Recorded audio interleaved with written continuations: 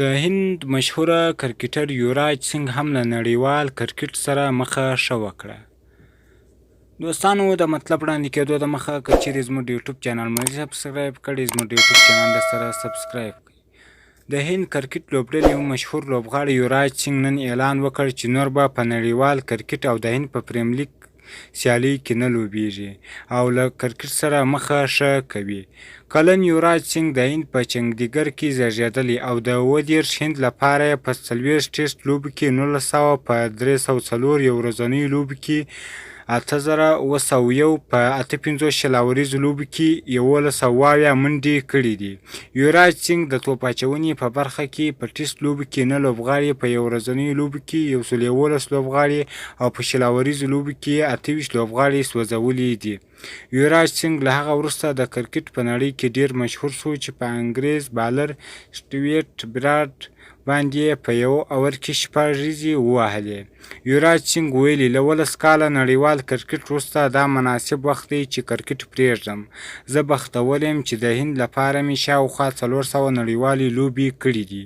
یوراج زیاتوي په کرکټ مې دا زده کړل چې څنګه یو کس لوبیږي او څنګه باید پورته شي.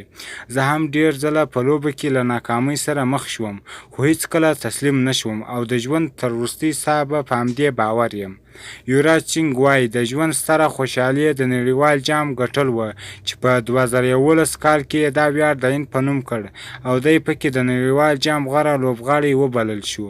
دا چې یوراج به له دې وروسته څه کوي، نوموړي د دې پوښتنې په جواب کې وایي چې غواړي 1 یا 2 کاله آرام وکړي، بیا به بیرته کرکټ ته راستون شي او د ځوانانو لوبغاړو روزنه او مرسته به پیل کړي.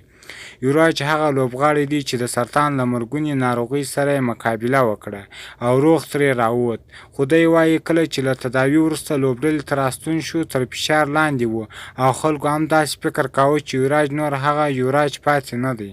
نوموړی زیاتوي نیت یې کړی و چې د 30 کال IPL لوبو په وروستیو لوبو کې خپل تقاعد اعلان کړي، خو ممبۍ انډیز که څه هم EPL جام وګاټه، یوراج یې په وروستۍ لوبه کې ونه لوباوه. یوراج په دې اړه وایي چې ژوند هر څه چاته نه ورکوي. یوراج وایي د تقاعد پریکړه د کورنۍ په خوښه کړې ده او په دې خاطر خوشحاله دی چې د شخصي ژوند چارو ته په ډیر وخت پیدا کړي.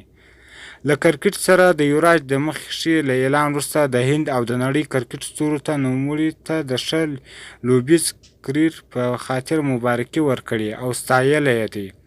دوستانو که مو چیرې دا ویډیو خوښ شوي دا ویډیو د سره لایک کړئ او د نور دغه ښایسته د کرکټ معلومات لپاره زموږ د یوټیوب چینل سره سبسکرایب کړئ.